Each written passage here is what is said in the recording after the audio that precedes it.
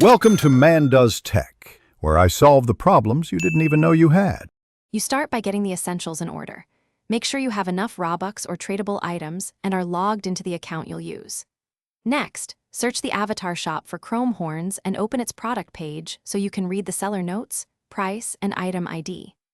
Once you see whether it's limited, limited unique, or a normal accessory, you can choose the right path, buy directly or prepare a trade offer, and avoid wasting currency on the wrong listing. Now you decide between instant purchase and trading. Each has its steps.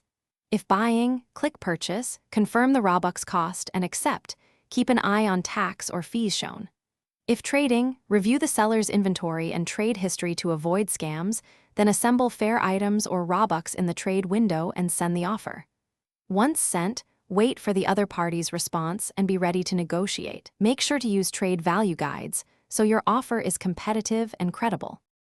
Finish by confirming the Chrome horns landed in your inventory. Go to Inventory, then Accessories, then Head and equip it. Once done, test it in-game and snap a screenshot for your records. If it doesn't appear immediately, log out, clear browser/app cache, and rejoin. These steps refresh assets and resolve most syncing issues.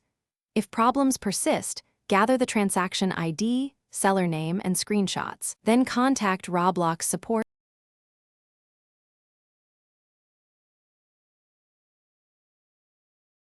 Thanks for watching.